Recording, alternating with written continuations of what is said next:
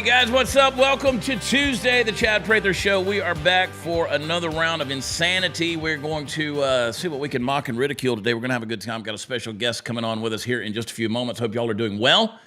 Please subscribe. Please share. I don't know what happened, but we managed to get in the editor's picks over on Rumble this morning for the Before the Noise episode.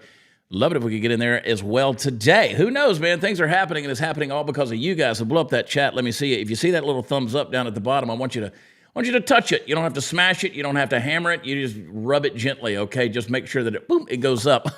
Anyway, I digress. I want you guys to make sure you're subscribed to Rumble as well as YouTube. Leave us a review over where podcasts are offered. I'm a little concerned. I'm optimistic, but I'm a little concerned because I did something that I try to never do last night. I read the comments. You're not supposed to read the comments. When you put stuff out there, just let it go.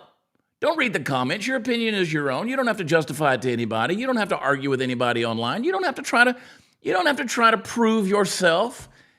How many times have we talked about on this program the key to our present and our future is going to be critical thinking.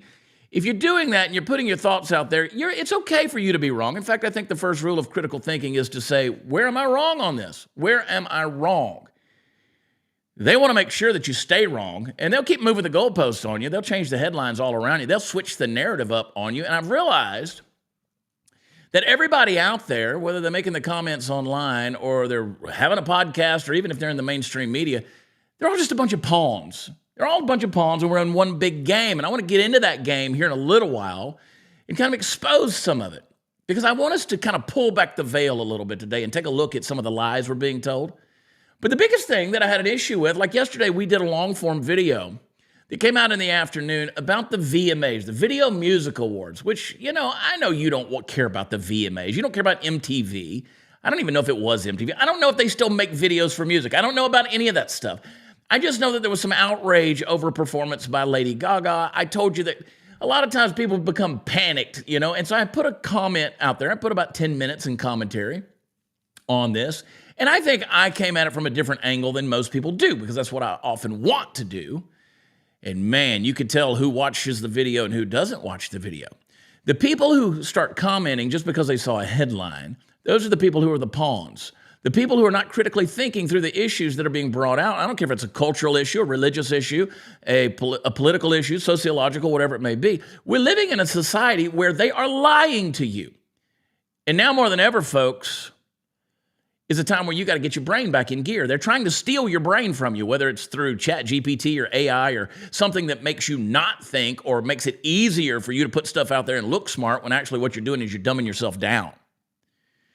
And I'd love to see you guys in the chat give me a yes or no how often you're relying on AI or Chat GPT or Grok or some kind of nonsense rather than doing your own research. You wouldn't be honest. You wouldn't be honest.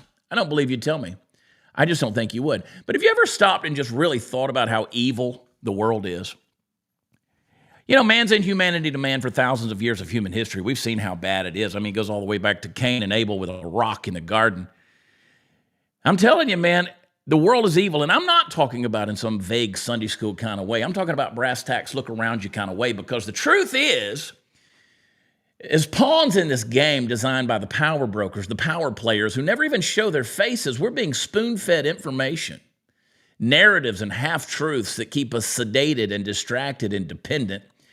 And here's the thing that bothers me. As long as the Wi-Fi works and as long as Netflix queues up the next episode, as long as there's bread on the shelf, a gallon of milk in the fridge, and the fridge actually works, most of us will keep our heads down and shuffle forward like obedient little cattle.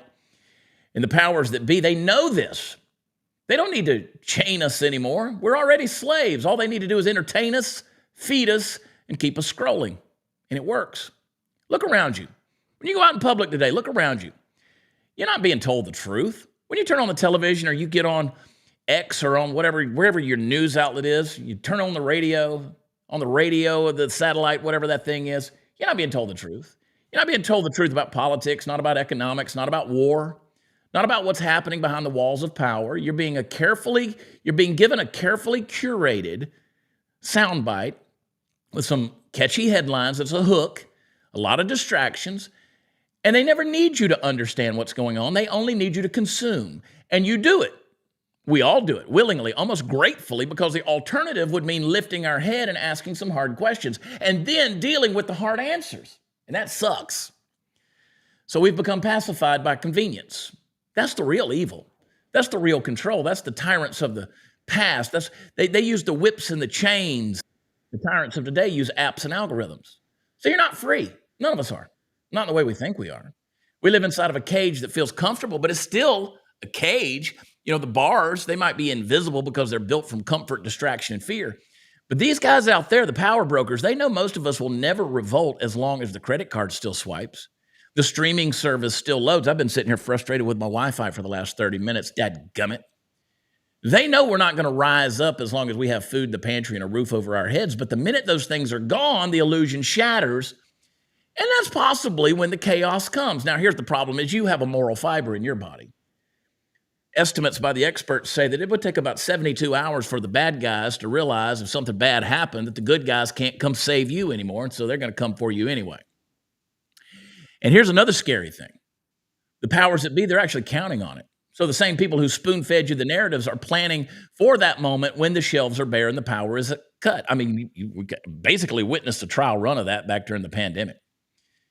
So when that happens, the pawns are going to fight each other while the players at the top sit back and watch. Because division is the oldest trick in the book. Keep the masses fighting. They will never notice who is pulling the strings. So this world is not just broken. It's intentionally corrupted. It's engineered to keep you tired and entertained and compliant and scared. You don't want to admit it, but that's the evil. And the most sinister part of all of that is they've convinced you that you're free. I want to talk to you some more about that today. My guest is going to help me do that. We're going to see through the game. We're going to start realizing that our worth is not found in the system and what it gives us, but in what we choose to resist, and stop letting convenience buy our silence and stop letting fear dictate our choices. And we're going to stop being pawns today through one episode. How about that for the Chad Prather Show? It's going to be a good time. Oh, boy, I love solving problems, man. Just solutions everywhere. Let me talk to you about my friends over at Birch Gold. They got some solutions as well. They want to help you roll that IRA, that savings account, that 401k that's sitting from an old company that's not doing anything anymore. They want to back it by physical gold. They can help you if you text Chad, C-H-A-D, I spell it Chad, to 989898. They'll send you a free no obligation information kit that will tell you how you can have that tax-sheltered IRA backed by physical gold. And right now, if you're a first-time metals buyer, gold, silver, they will give you a rebate. You're eligible for a rebate of up to $10,000 in precious metals. So you want to talk to them about that. They will include that when you text Chad to 989898. Birch Gold, A+ rated with the Better Business Bureau. Tens of thousands of satisfied customers. Let them help you out. I mean, you're not doing anything with that money anyway. You might as well back it up by gold. Come on. I mean, the dollar's going to trash if it hasn't already, but, these BRICS nations, they're making sure that the devalue continues on. Here we are, caught in the middle of the swamp and the slop. Text Chad to 989898. Birch Gold will help you out. Free, no obligation information kit. Get it, do it, do it, do it, do it. All right, I'm excited. I'm excited because I got a special guest, and he's coming from someplace overseas. I'm not going to tell you where he's at because he's that kind of guy. And he might tell you. I ain't telling you. But let me tell you, I don't use the phrase man crush often because that's okay. But I got a man crush on this dude. I've been following him for a while now, and I was honored to see that he was following me at one point in time. And I was like, wait a minute, that's like Mutt and Jeff right there. It didn't make sense. These two things weren't equal. So I'm excited to get him on here. He's a critical thinker, and I love his commentary, and I love his stuff, and you're going to fall in love with him too if you're not already following him. So welcome to the program, Stephen Eugene Kuhn. What's up, buddy? What's up, Chad? Laying it on heavy. I love it. I love it.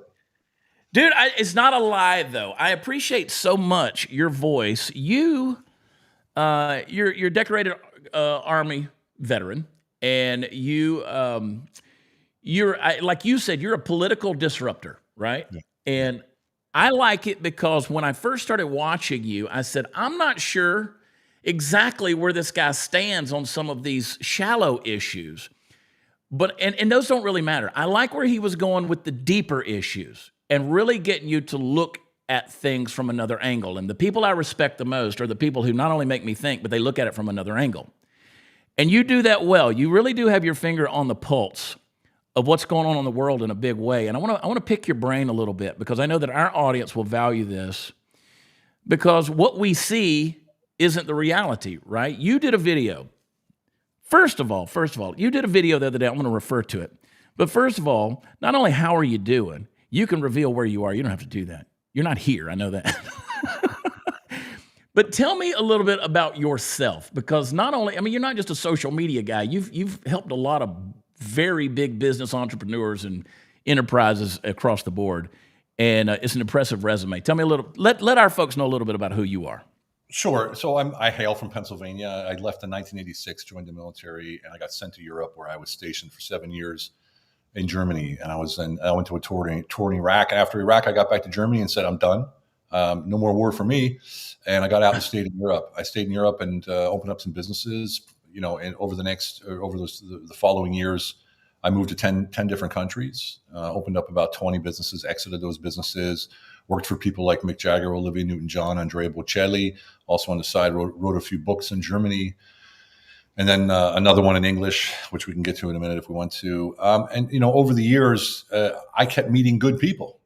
So I worked for some royals, I worked for some politicians, and then I got into the politics game in 2003 in Germany when we launched the Civil Coalition of Germany, which is now the Civil Alliance of Germany, which turned into the AfD. And if you know anything about politics in Germany, it's the leading party right now. It's a conservative party. We grew that. As an American in Germany, we think emotional. We think, wow, that's beautiful, and this is strong, and that sounds enlightening. And the Germans are very, very straight like this, and they make it very cold.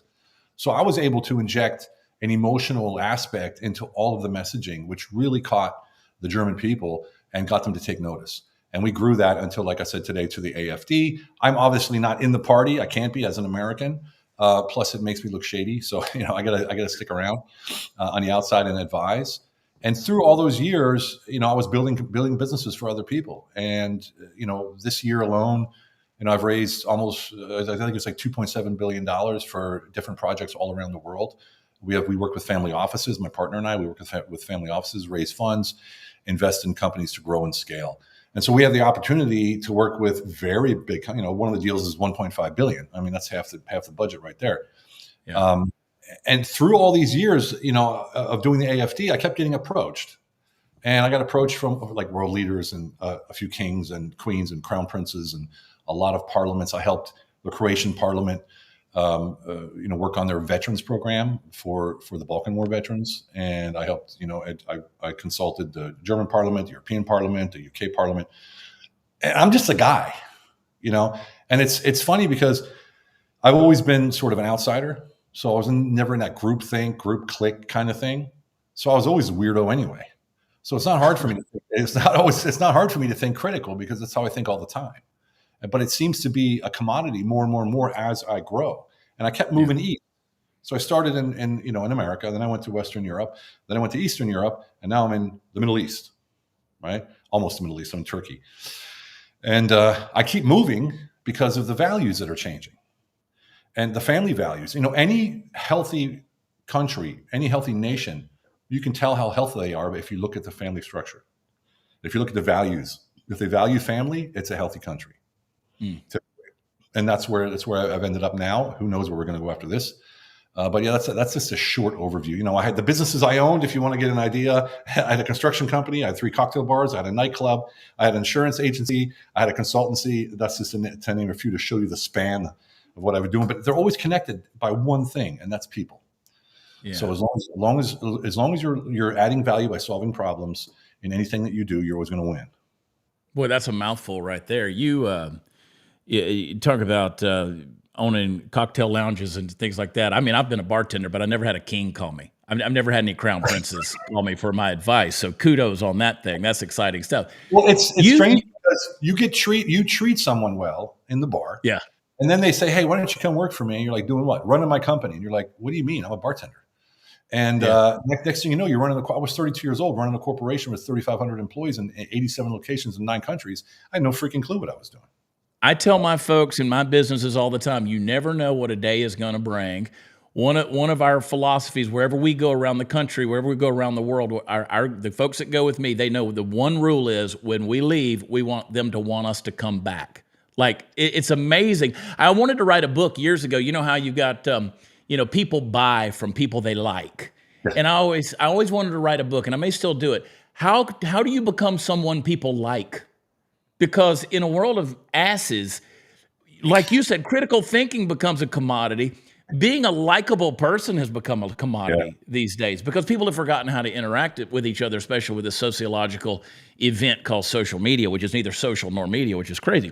But you have your finger on the pulse of a lot of things. And like you were talking about, you mentioned, let me bring up this conspiracy theory. You're talking about Germany, right? Yeah. The online speculation following the death of 16 candidates, including 7 from the far-right party in the run-up local election. What's going on in Germany with that? They're assassinating candidates? Should I use that word, or are they just dying? They just dropping dead? Well, when I did my research on that, I called the party heads, I called the police that I know, I called some of the intelligence agency people that I know on all sides, not just in Germany. And I looked at the wires going through different embassies and stuff. There was zero, nothing, and which was also astonishing.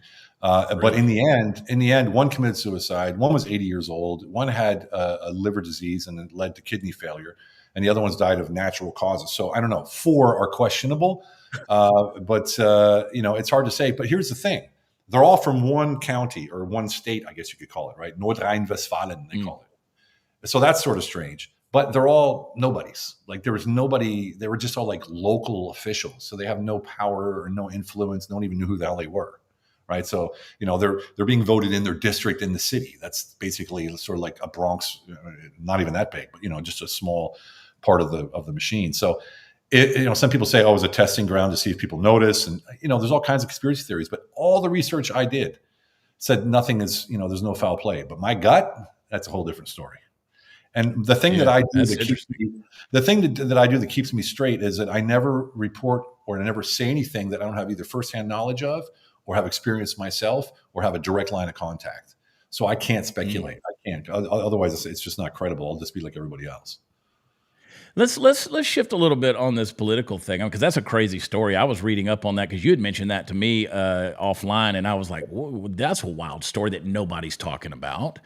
But you put a video out just the other day. One of the big cries that we heard from the Democrats during this last election cycle was how everybody was a threat to democracy. And of course, everybody's immediately going to correct that and say, we're not a democracy, we're a republic. And I get it, but I also know what a democracy is. We do use a democratic process.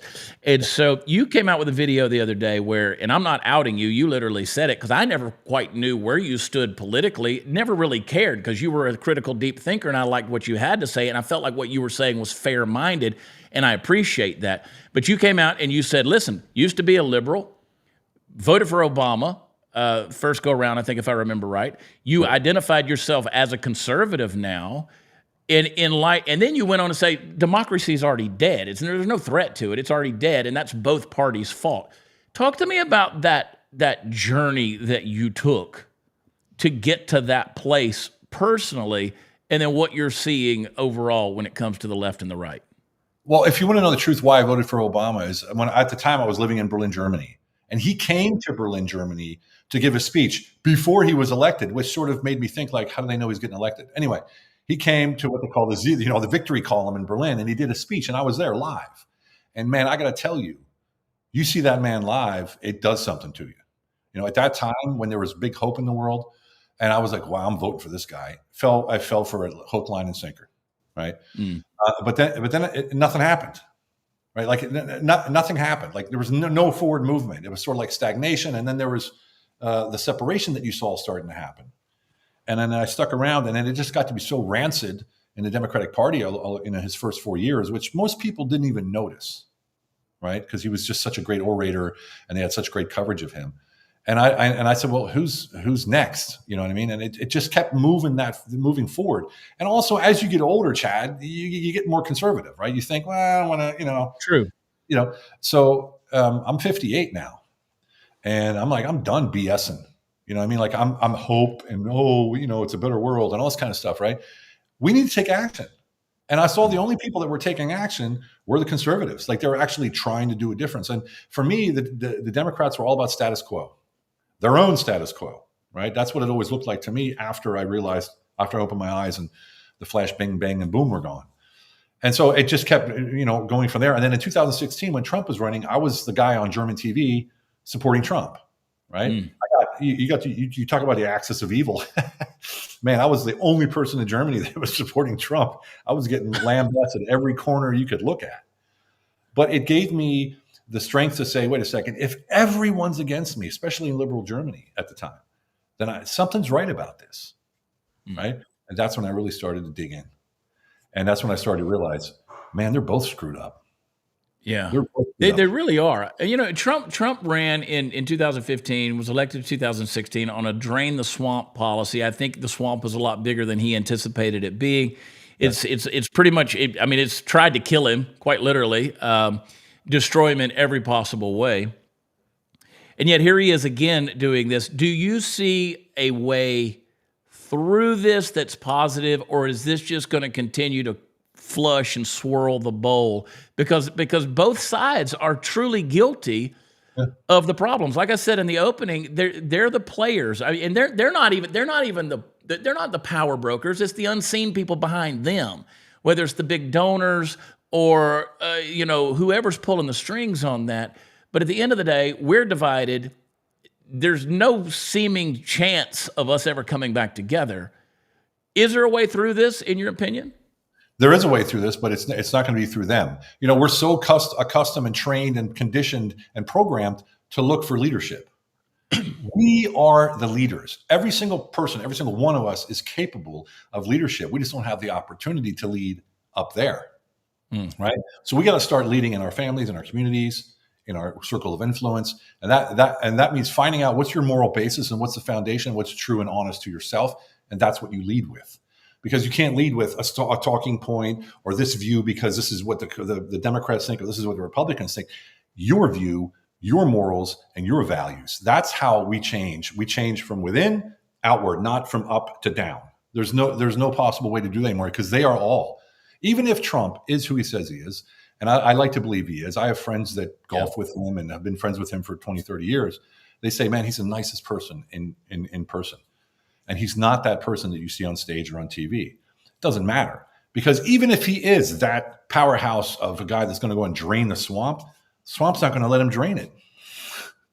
Look, there's every single representative, senator, everybody in government has a lobbyist from multiple different units. So we're owned by big pharma owns your medication, right? And then you have big tech owns your identity basically anymore online, right? That's who you are. And all these large corporations, all of our representatives are beholden to them because how did they get elected? With their money, right? Yeah. So I'm going to give you money, Chad, put you in office. And when you're in office, do me a favor. That's basically what's happening. And I don't care which senator or congressman it is, except for Macy. He says he doesn't have an AIPAC. He's the only one without an AIPAC, guy on his shoulder. But they're all beholden. So in order to get that out, we need to lead. We need to take over. It's our responsibility. We are a government for the people, by the people. It's supposed to be anyway. Now it's a government, now it's a government for the corporations by the lobbyists. That's basically what it is right now. Yeah, and you have those people out there who, once you get enough money doesn't mean anything anymore. Now it's about power and holding on to the power. Whether it's every congressman and congresswoman in Washington, D.C. that has an AIPAC representative that's following them around and making sure that they say the right things, do the right things, or as RFK Jr. called out Liz Warren the other day and saying, you've received $855 million from, Big Pharma. These people are bought and paid for, and here we are just kind of the pawns that are dealing with it. So maybe we should all just move to Turkey. No. They'd love to have us. I'll tell you, as an American in the Middle East, people would think you'd be like my mother's like, "Are you safe?" I'm like, talking about. They love us over here. Yeah, they absolutely. Because this is what Americans miss. What you see in America right now happening, the rest of the world still remembers the old America. The leaders, the leaders, the individuals for the individual rights of moving forward and onto entrepreneurship and making things happen and having that can-do attitude. It doesn't matter where I go. Oh, you're American. Oh my God, you're American. Whether it's in Europe or in Turkey or Saudi Arabia or in Dubai, they love us, right? So for me, that gives hope. But here's the deal, Chad, and I want everybody to hear this, because we can sit here and you say we've been programmed. We've allowed ourselves to be programmed. We've allowed ourselves to be taken for a ride, and we're still doing it. We argue with each other while they're doing what they want to do. It's all distraction. It's all bullshit. And check this out. Any news, any piece of information, anything that's in any way, shape, or form coming from a media outlet is only being released to either sway your opinion or influence you in some way, shape, or form. So whenever you hear anything, always be critical, because there's nothing. Have you ever heard the news say, oh, today's a nice sunny day, expect good weather, go out and have a picnic and have a good time with your family? No, it's nothing like that. It's always like, they did this and he did that and he's doing this and she's doing that. So if you just sit back and pan out like you do in the movies and look at the big picture, every piece of information is only released when it needs to be released. Yeah. I saw a poll that came out just this week. I guess in the last couple of days, it came out that they did an interview with young conservative men and young liberal men, identified both ways. And at the top of the list for the conservative young men was start a family and have babies. That was their first priority to make their life satisfying.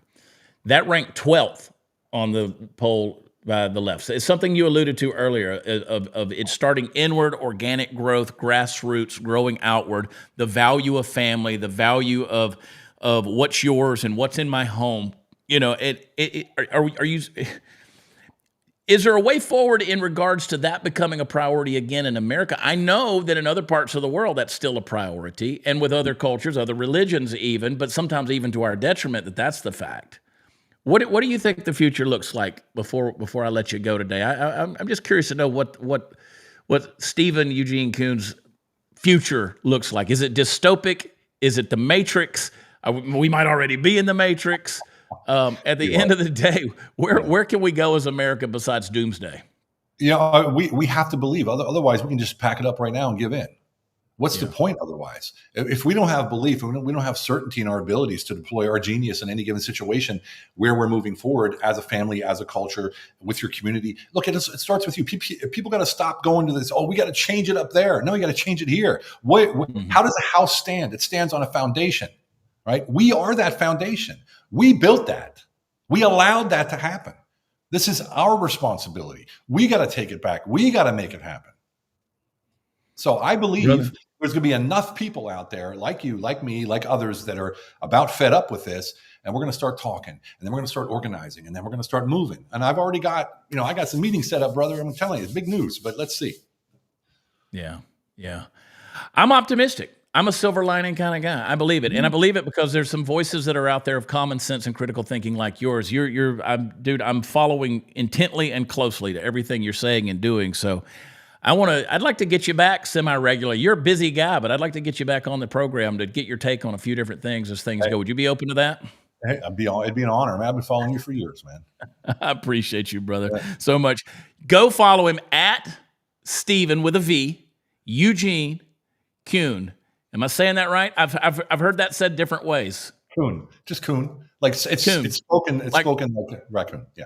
Yeah, I even knew somebody that is, and it's Kuhn. I knew some friends from earlier in my life. They said Kuhn, and I said, well, yeah, Kuhn. I thought that was kind of weird, but yeah, it's always been Kuhn in my man. Yeah. But Kuhn. I want everybody to follow you at Stephen Eugene Kuhn. So, Stephen, take care of yourself, brother. I want to talk to you soon. Thank you, brother. I appreciate you. Take care. Bye. All right, guys. Let me talk to you about my friends over at Black Forest Supplements. They're new to the program. Some good folks over there, and you want to unleash your masculinity. I'm talking to you guys out there. Go over to blackforestsupplements.com/Chad. See what they've got. They don't care about the popular opinion. They believe that masculinity isn't toxic and that masculinity is something that has always shaped society and is needed now more than ever. I know you agree with that. And those traditional masculine traits, such as strength and courage and leadership, have contributed to many of the achievements of civilization, and they're being lost these days. Men have gotten weaker. Listen, they don't need to be apologetic. Men need to be celebrated, and that's what they do over at Black Forest. Black Forest Supplements equips men with nature's most potent extracts to help them become the best and most masculine versions of themselves. By unleashing nature's hidden power, you're going to be able to take on any challenge that life throws at you. You guys, y'all need some of these supplement, man. And these guys, they believe in strength. They believe in patriotism. They believe in brotherhood. They believe in resilience and integrity and excellence. Go check them out. They got some great products. Go over to blackforestsupplements.com/Chad and see what they're all about. They got some great stuff over there. All right. Man, oh man, I love Stephen Kuhn. I love that dude. If you're not following him, I'm telling you, just the deep dives he takes into every topic that we're talking about are amazing, and he manages to do it in about a minute and a half on his Instagram every day. It's fantastic stuff. All right, let's talk to the man who's been working on his car all morning long. Party Foul Steve, where you at, big dog? Ding. It's not a car. But yeah, I've been working on that. I needed a break from it. I was like, nope, I'm done. I'm gonna walk away before I get mad. I'm telling you, dude, take it to somebody. No, I don't do that. It's my toy. So it's something I play with, tinker with, gets me out of the house, doing something during the day when I'm not, busy slaving away on CP entertainment. I hear you. I don't know how you do it, bro. You're a hardworking dude, man. And you and I we got some stuff to do this weekend and next week, so it's going to be good. Be taking those peptides, dude. Take the peptides. Make wellness every day. All right, right there. Look at that. What's that mixture right there? Is that your suicide? Yeah, that's a suicide right there. That's like mix all of them together. Take them all at once. Like it. I like the Energize and the Hydrate together. All right, let's get into the top stories. Let's go. It was supposed to be there, but anyway. Boom, there it is. There it is. Cracker Barrel has now canceled all modern restaurant renovations. They said the logo's here to stay, the decor and style are here to stay. Now fire the woke CEO. So if it hasn't been remodeled, they said it won't be. They're going to keep that dusty crap right there on the stuff you've grown to love. As they should. They just need to go in there and clean house and and I say clean house, not only just dust the stuff off, but they need to get some people in there with some that want to work there, that want to provide service. There's not enough people that want to provide good service these days. COVID ruined all of that, bro. Any service industry, COVID ruined all of that. Done deal. Nobody wants to go to work. They wanted to get stimulus checks, and then the folks that did come back. Anyway, you ate at a Cracker Barrel last week. Is that right? Yeah, we went last week because, it is the closest restaurant to our house. It's 3 miles. Exactly 3 miles. It's the closest one to our house. And I'm like, you know what? Let's go in there and see if they changed anything. It was the same. Yeah. And the service was horrible. The chicken fried steak was not good. It's just the quality of food. It's like they pulled it off out of a frozen, deep freeze section and heated it up. That's exactly what they did. I would love to hear from everybody in the chat to know if you guys have been in a Cracker Barrel. Pretty certain I know the answer to that. You probably have not been. Also, Tom Homan, he lit him up, man, on MSNBC. I just love it when this guy, because he just doesn't care. And he's got the truth behind him, and he's bold with it. So here he is with Mika Brzezinski. Play this clip right here. I see on the show this morning you have Governor Healy talking about ICE doing enforcement operations at a church. Mm-hmm. False. Didn't happen. They were parked there.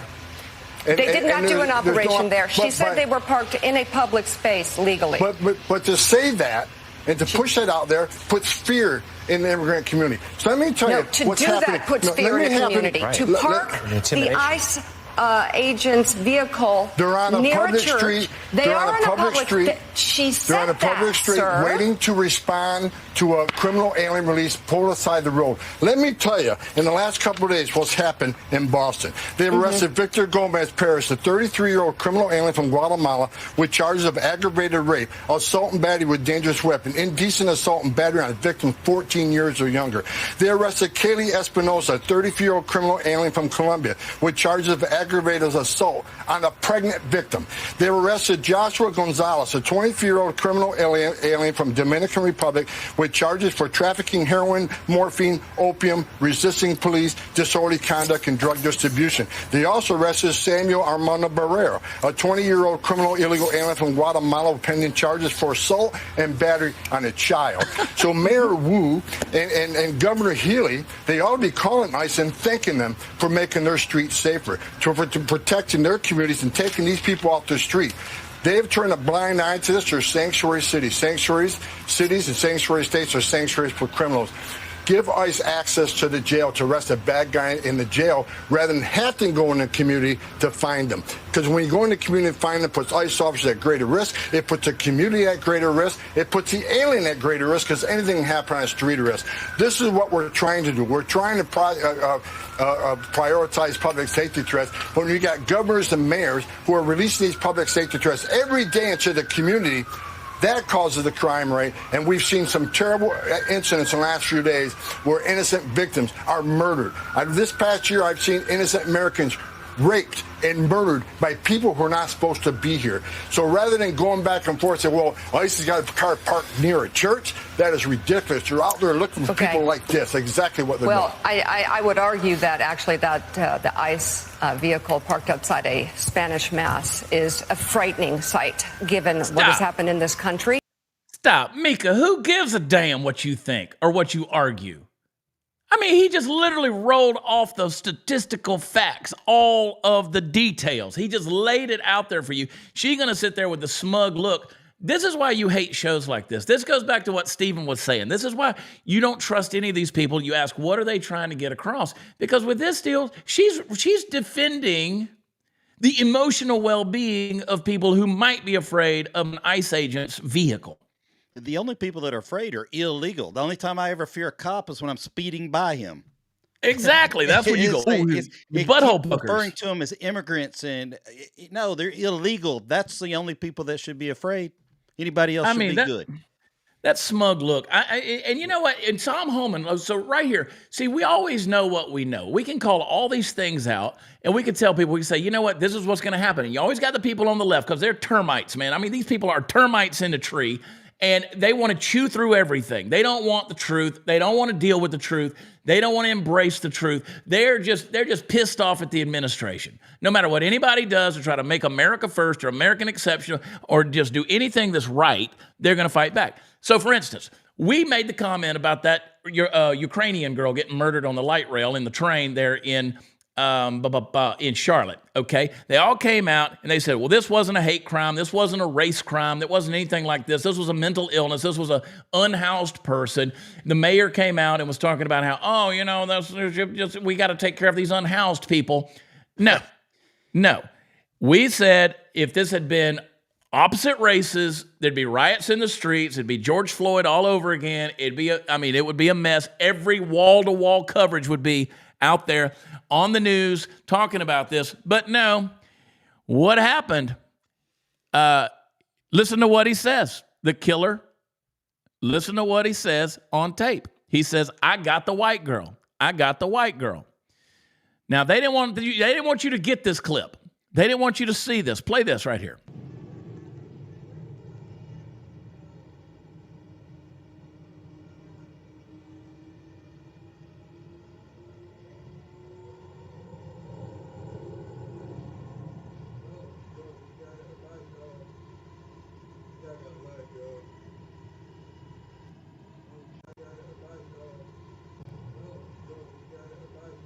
Walking through there saying, I got the white girl, I got a white girl. Sounds like that's race. I mean, race motivated. That's I mean, how many times? And all you got to do, Stephen, I've been the subject of this. You know that. I've put things out there where people want to call me a racist. I've had different people want to send me messages and say, you just come out, you wait until we're going to find you and all this kind of stuff. And it's all motivated by race. I've been called every racist name under the book, and they've called me that.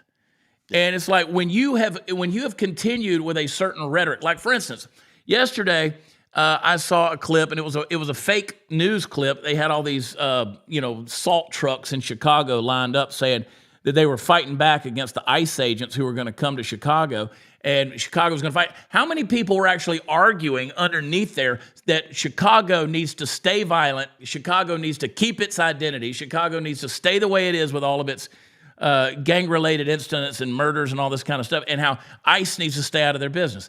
When you've trained people to think that way savagely, that violence is the answer, you wind up with guys like this who are mentally ill, mentally unstable, demonized, and they're going to take that rhetoric and they're going to act on it.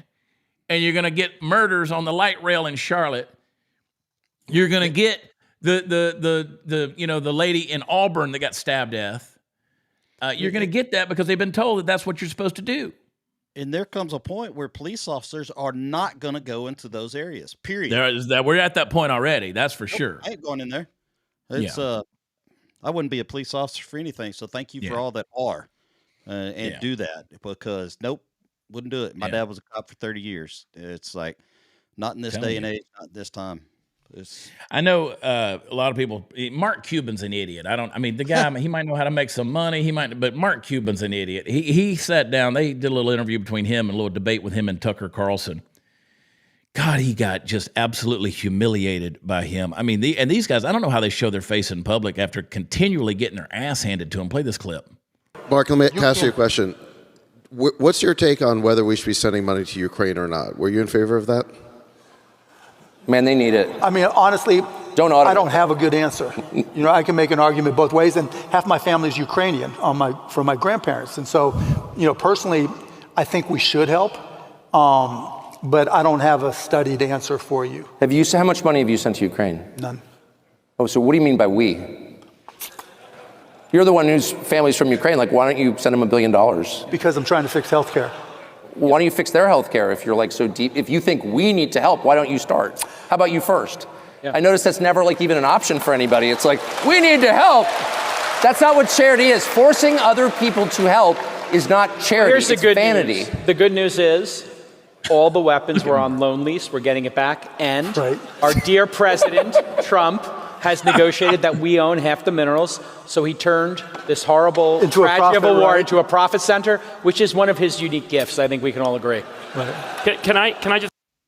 Yeah, we're gonna get all that back.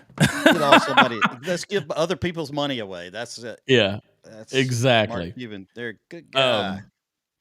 They were in one of the Epstein documents that came out. They did find a birthday well-wish postcard from Bill Clinton to Jeffrey Epstein, which if that had happened to Donald Trump. Oh wait, that did happen to Donald Trump. Everybody tried to say that there was this letter that was sent from Donald Trump to Jeffrey Epstein. So Trump's authenticated signature in 1993 versus the signature from the fake letter purported to be from the same year, and it's different. It's different. Surprise. Well, Harry Sisson, of course, he came right out and said, "No, they look exactly the same. They look identical." But they're not. So that's not, and trust me, have you ever watched Donald Trump sign an executive order or anything, even a hat? He is very meticulous about how his signature comes out. He's even turned the thing around a bit. I think this was a pretty good signature. Pretty good. He's never signed his signature like that. Yeah. Listen, I have, me, when you sign an autograph, you don't sign your signature. You have a distinct autograph you sign. Because again, I don't want somebody being able to go forge a check using my signature because they got my autograph. So that's why people who give autographs, which is the weirdest thing in the world. I'm happy to do it for you, but that's the weirdest thing in the world. But, and I will be autographing this book if you go to bornformeaning.com. We got several hundred of them. And guess what? I did get confirmation yesterday. They have shipped from the warehouse, so you're going to get them soon. Coming in. Love it. Coming in hot. But you can also get it on Amazon. But when you sign something, you sign it very distinctly. It's another way of doing that. So anyway, when I sign your credit card receipts, I try to do it just like you. I know you do. I'm sure you can tell the difference. I know you do. But there it is. There's more proof right there. It's that he doesn't put the tail on a deal like that. Yeah, he just doesn't do it. So deep fake. It's all going to come out someday, and I think we're going to be surprised. Well, Stephen King, the author, Stephen King, who lost his damn mind and turned into a lesbian a long time ago. What is it with these dudes who turn into lesbians? Like Mark Cuban there. They start looking like lesbians. Anyway, Stephen King, he came out and he said, one of these days people are going to start denying that they ever voted for Donald Trump because it's going to be so bad when everything comes out. Like, how long? We're a decade now, dude. We're a decade into them trying to prove this guy to be something. I mean, even E. Jean Carroll did that interview the other day where she said she tried to make herself look more effable. Yeah. Honey, there ain't... Not if you was the last immigrant grocer on earth, honey. No, she's nasty. But for the jury, she made herself look more... She was nasty. Blankable. She's nastier now. Nasty. But that's, it's like, how much you going to keep try to pin on Trump? All right, so let's get to the segment, Pinheads of the Day. There's always a hand. Boom, boom, boom. Always.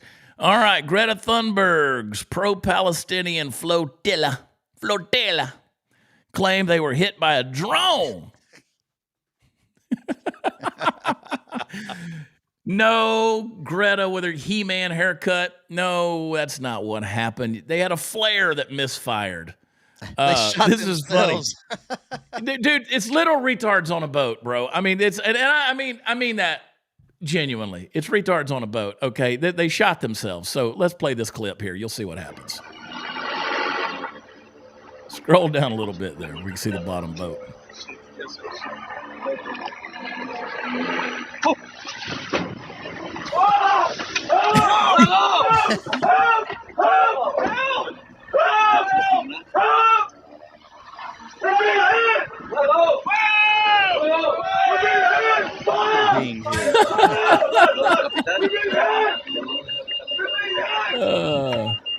Oh my gosh.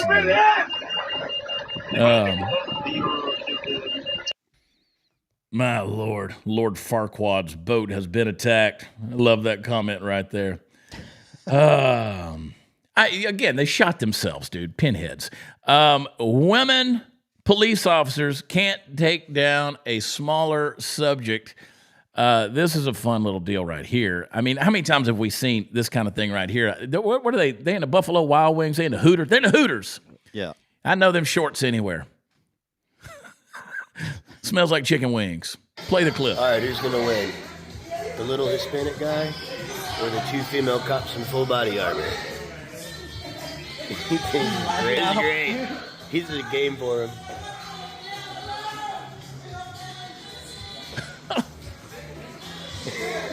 He's not even trying.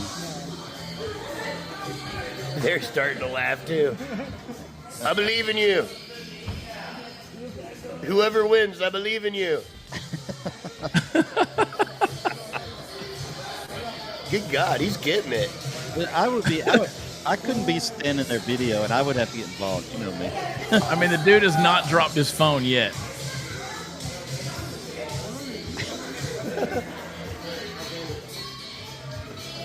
Now, I'm not laughing at them. I'm laughing with them.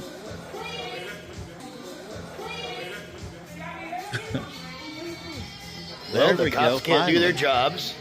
They cannot subdue a 140-pound Hispanic guy, but that guy did. And the beta male sat there and videotaped it. I mean, the nose guard came in there with his ass crack sticking out the top of his britches and took care of business. And no, there should not. I listen. Age-old deal. I've said it for years. There shouldn't be women in that job. There should not be women in that job. Listen, there just shouldn't be women in that job. I'm not going to get into that debate, but you can't debate me and win. You just can't. And I'm not saying there shouldn't be jobs in law enforcement of some kind, but women shouldn't be doing that. Absolutely not. I mean, if that guy had wanted to do violence, I mean, they were just fortunate enough that guy didn't want to do violence. The guy never dropped his phone. Yeah, he was. If they'd have been in a real situation, that could have been deadly. And not just for them, for a lot of people around them. They're not protecting anybody in a situation like that. Oh, this is gross right here. This woman's working him. Oh, my God. Nothing beats a Jet 2 holiday. Look at that, Steve. Pedicure right there on the subway. Shaving the calluses off her feet. Nothing beats it. I can smell it. And right now, you can save £50 per person. That's 200. You know what? I could just see Hunter Biden getting down there to snort that right there. I mean, if he liked Parmesan cheese, whew. Yeah, I can smell Does that make you sick to watch stuff like that? Yeah, I don't watch any of that kind of stuff or the pimple popping, that stuff. I gag. You would hate my algorithm, bro. Yeah. I got the nastiest stuff. Like, does it bother you when you see them like cleaning animals like deer or whatever? No, I can handle that just fine. Beats it. I worked in yeah, just people room, stuff. cutting people open didn't bother me, but you start popping pimples, it does. I don't know why. Nothing beats a Jet 2 holiday. Good Lord, right man. Now, you can save £50 per person. That's Wow. 200. Putting it on my Oh, head. she shaved 3 ounces of skin off her foot, bro. That's what mine look like when I go get a pedicure. They clean them up good. So our producer, David Medina, be following him at David Medina PDX, some of the best content on the internet. Follow David. He posted this yesterday, and I laughed I laughed. This is Portland, Oregon. Antifa, baby. Soy boy. This is what David said. He said, I think these officers protecting the ICE building had enough. This is hilarious. Watch this. Play the clip. Watch out, watch out. No.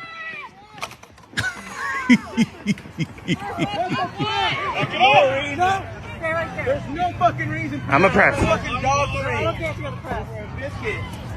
Look at this clown. What the fuck? And you know that hurt.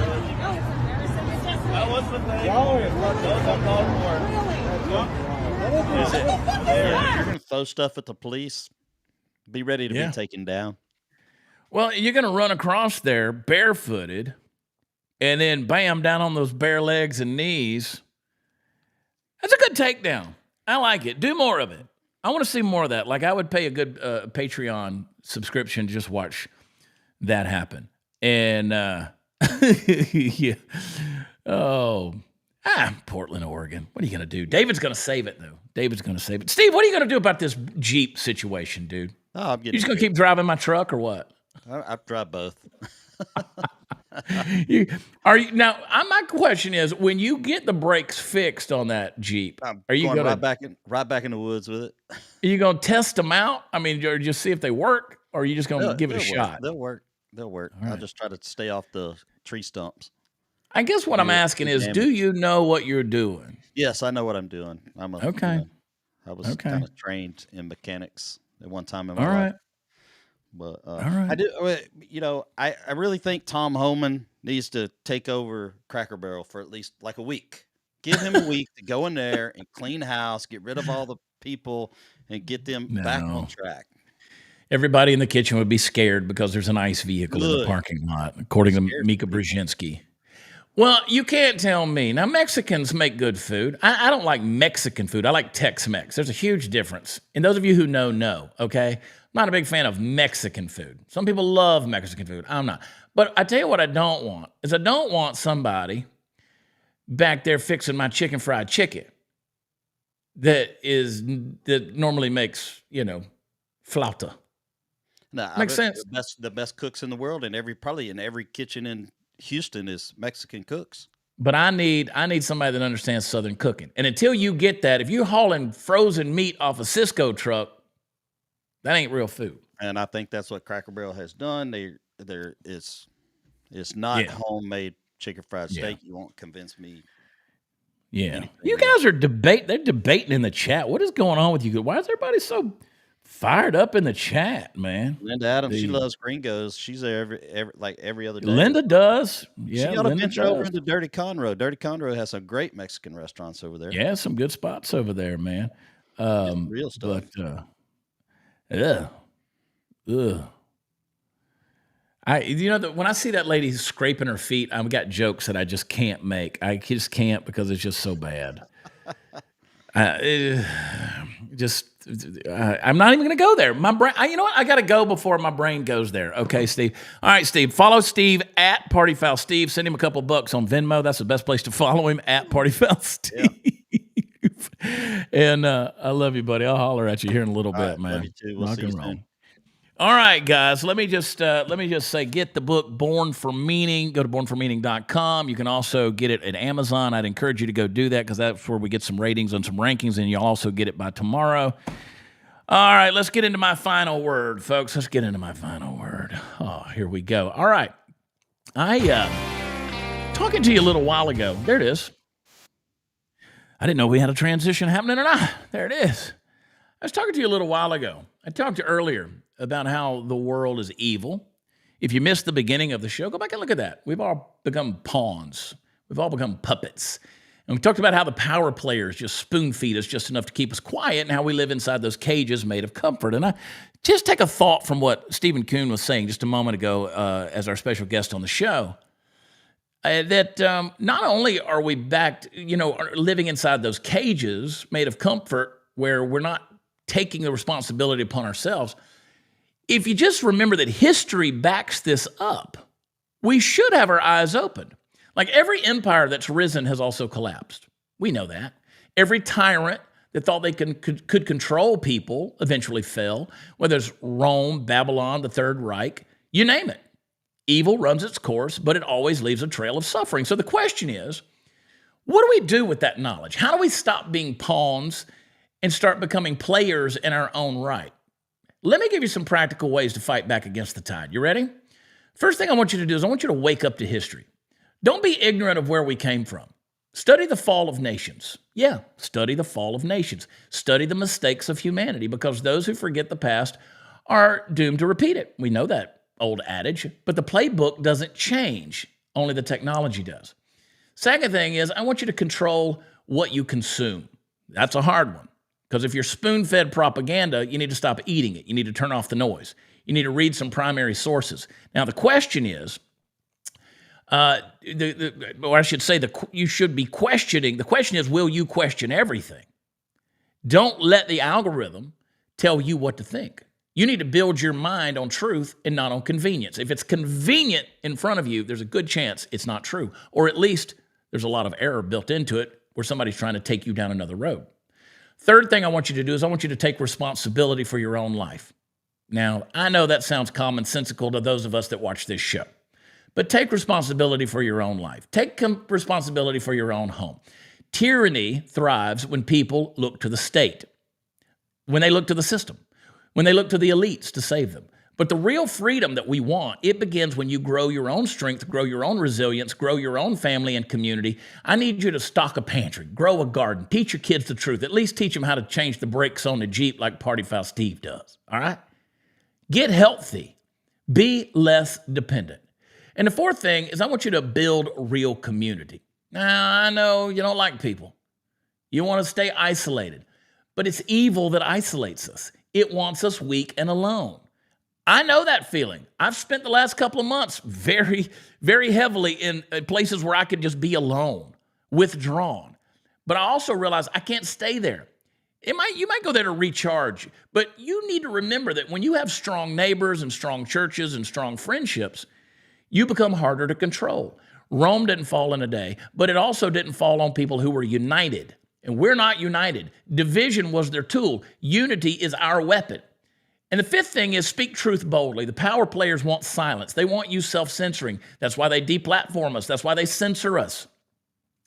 But they want you to be afraid of losing that job or that platform or that friend. But history shows that silence is the ally of evil. So speak up when it costs. Because if you will not speak when it costs a little, you certainly will not do it when it costs a lot. And finally, I want you to remember that evil never has the last word. Darkness is loud, but it's not final.